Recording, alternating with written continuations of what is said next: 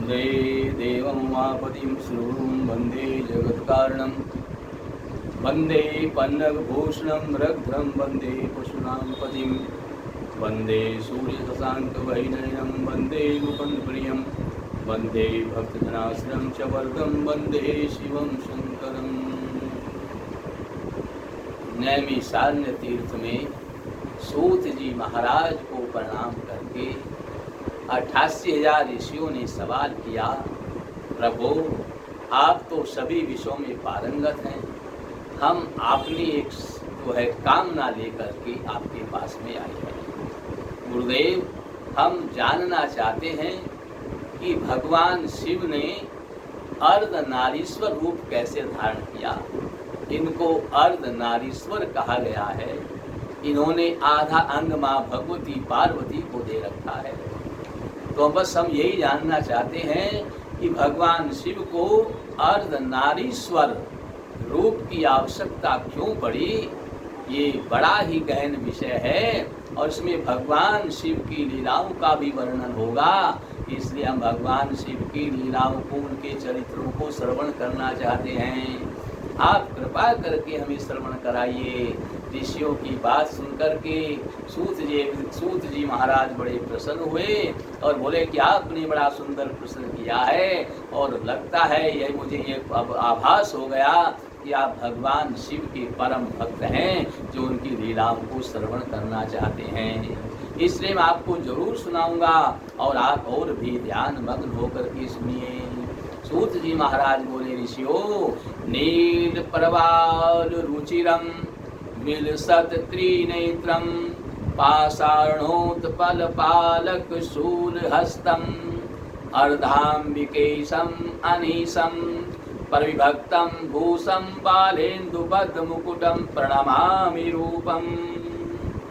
भगवान अर्धनारीश्वर शिव के शरीर का दाहिना भाग नील वर्ण का है और बायां भाग परवाल अर्थात मूंगे की कांति के समान लाल वर्ण का है। उनके 3 नेत्र शोभायमान हैं। वे वाम भाग के हाथों में पाश और लाल कमल धारण किए हुए हैं और उनकी दाहिनी ओर के 2 हाथों में त्रिशूल और कपाल स्थित है। एक ही शरीर में बाईं ओर माँ भगवती पार्वती और दाईं ओर भगवान शंकर का स्वरूप है। उनके अंगों में अलग अलग आभूषण हैं जिनसे वो सुशोभित हो रहे हैं।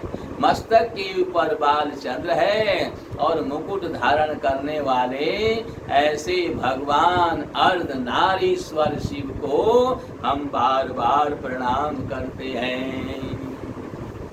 सृष्टि के आदि में जब सृष्टि करता ब्रह्मा जी ने सृष्टि का विस्तार नहीं देखा कि मेरी सृष्टि का विस्तार नहीं हो रहा है, मैं सृष्टि तो रच रहा हूँ लेकिन इसका विस्तार नहीं हो रहा है, तब ब्रह्मा जी अत्यंत दुखी हुए और उसी समय आकाशवाणी हुई कि ब्रह्मा जी अब आप मैथुन सृष्टि प्रारंभ करो। अभी तक कौन सी सृष्टि चल रही थी? मानसिक सृष्टि। अभी तक मानसिक सृष्टि चल रही थी और मानसिक सृष्टि में केवल पुत्र ही पैदा होता है। 10,000 पुत्र हो जाएं, 8,000 पुत्र हो जाएं, 2,000 पुत्र हो जाएं, इस प्रकार से मानसिक सृष्टि मन में जो संकल्प किया उतनी संतान उत्पन्न हो जाती थी, लेकिन कन्याएं पैदा नहीं होती थी। उस आकाशवाणी को सुन करके ब्रह्मा जी ने मैथुन सृष्टि का विचार तो किया, लेकिन ब्रह्मा जी असमर्थ थे। मैथुन सृष्टि करने में असमर्थ थे, क्योंकि कन्या तो है ही नहीं, स्त्री तो है नहीं। बिना स्त्री के मैथुन सृष्टि कैसे होगी?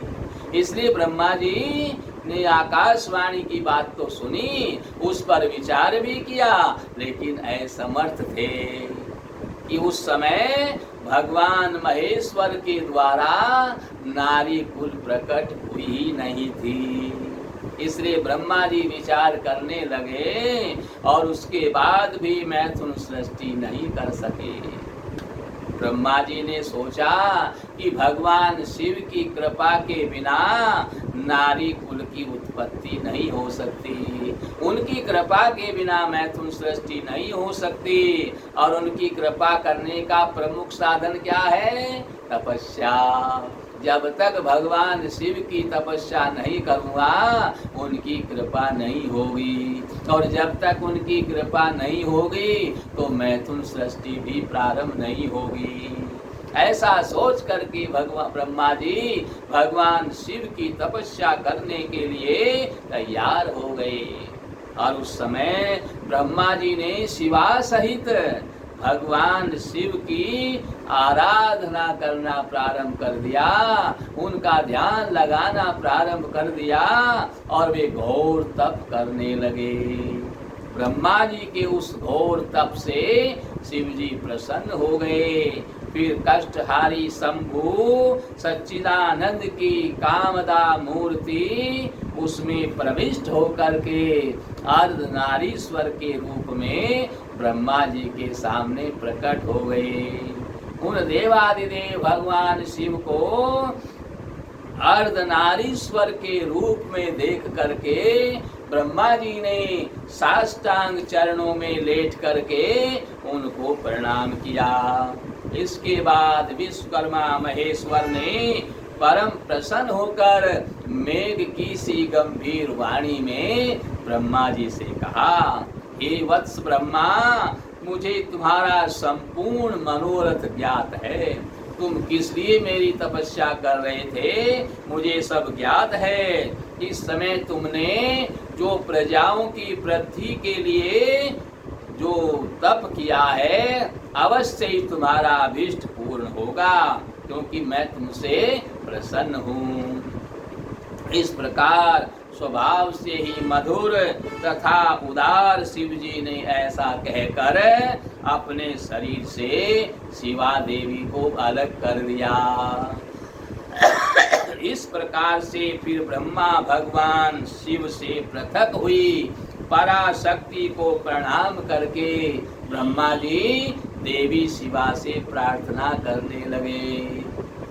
ब्रह्मा जी ने कहा, शिवे, सृष्टि के प्रारंभ में आपके पति ये जो भगवान महादेव हैं, देवादिदेव परमात्मा शंभु ने मेरी सृष्टि की थी और उन्होंने मुझे सृष्टि रचने का आदेश भी दिया था। और शिवे, तब मैंने देवतादि समस्त प्रजाओं की सृष्टि की रचना करी, और इतना सब करने पर भी मैं देख रहा हूँ कि सृष्टि की वृद्धि नहीं हो रही है। अतः मैं स्त्री पुरुष के समागम के द्वारा सृष्टि का निर्माण करके प्रजाओं की वृद्धि करना चाहता हूँ, और नारी कुल की सृष्टि करना मेरी सामर्थ्यता के बाहर है। सारी सृष्टियों का उद्गम स्थान आपके सिवाय कोई अन्य नहीं है। इसलिए मैं आपसे प्रार्थना करता हूँ, आप मुझे नारी कुल की सृष्टि करने की शक्ति प्रदान करें। जिसी जगत में कल्याण निहित है, इसी से जगत का कल्याण होगा। और हे वरदेश्वरी, मैं आपके चरणों में बार बार प्रणाम करके आपसे एक प्रार्थना करता हूँ कि आप समस्त जगत के कल्याण के लिए तथा प्रजा की वृद्धि के लिए मेरे पुत्र दक्ष की कन्या होकर के अवतार ले लो, उनकी पुत्री बन करके अवतार ले लो। ब्रह्मा जी के द्वारा इस प्रकार प्रार्थना करने पर शिवा ने तथास्तु कहा। बोले, पुत्र ऐसा ही होगा। और ऐसा कह करके उन्हें नारी कुल की सृष्टि करने की शक्ति प्रदान कर दी। उसके बाद उस जगत माता ने अपने भौं के मध्य भाग से अपने ही समान प्रभावशाली एक शक्ति की रचना करी। शक्ति को देख करके कृपा सागर भगवान शंकर जगदम्बा से इस प्रकार कहने लगे। भगवान शंकर ने कहा, शिव जी ने कहा, देवी ब्रह्मा ने कठोर तपस्या करके तुम्हें प्रसन्न किया है, तुम्हारी आराधना की है, अतः तुम प्रसन्न हो जाओ और इनका मनोरथ पूर्ण कर दो। भगवान शंकर के आदेश को शिवा देवी ने स्वीकार कर लिया और स्वीकार करके उन्होंने ब्रह्मा के कथनानुसार दक्ष की पुत्री बनना भी स्वीकार कर लिया और इस प्रकार वचन दे करके शिवा देवी ने ब्रह्मा को सृष्टि रचना करने की अनुपम शक्ति प्रदान करके भगवान शिव के शरीर में प्रविष्ट हो गई और तदंतर भगवान शंकर भी अंतर्ध्यान हो गए। तभी से इस लोक में स्त्री भाग की कल्पना हुई और मैथुन सृष्टि प्रारंभ हुई। भगवान अर्धनारीश्वर से मैथुनी सृष्टि की शक्ति प्राप्त करके जब ब्रह्मा जी ने सृष्टि की कल्पना की तब उनके शरीर के 2 भाग हो गए, उनका शरीर 2 भागों में विभक्त हुआ और आधे शरीर से एक परम रूपवती स्त्री प्रकट हुई और आधे दूसरे भाग से एक पुरुष उत्पन्न हुआ। उस जोड़े में जो पुरुष था वह स्वयंभू मनु हुए और जो स्त्री थी वो शतरूपा हुई। इस प्रकार से स्वयंभू मनु उच्च कोटि के साधक हुए और शतरूपा योगिनी और तपस्विनी हुई।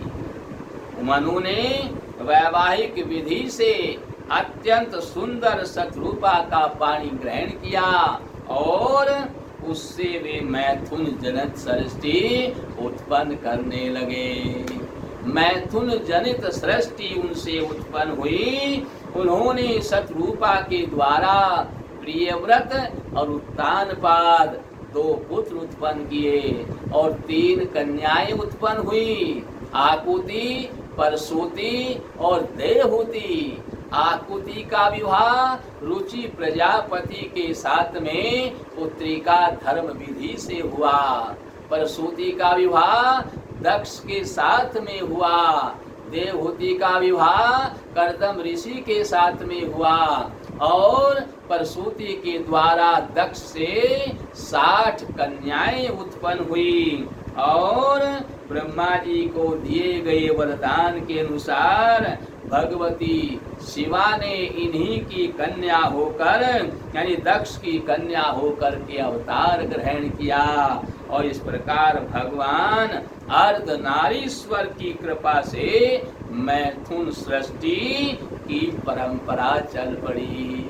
मैथुन सृष्टि की परंपरा अर्धनारीश्वर रूप से हुई।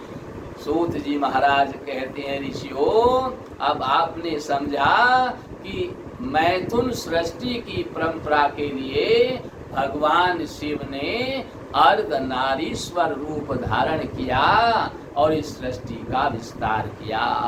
भगवान शिव ने ब्रह्मा जी की तपस्या से प्रसन्न होकर के मैथुन सृष्टि का प्रारंभ कर दिया।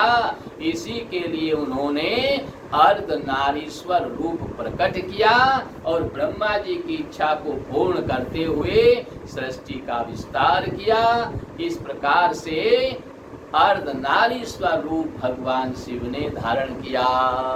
इस प्रकार से सूत जी महाराज के द्वारा श्रवण करके ऋषियों को बड़ा आश्चर्य हुआ। वे भगवान शिव की लीला श्रवण करके गदगद हो गए और जय जयकार करके वहां से प्रस्थान किया। शंकर भगवान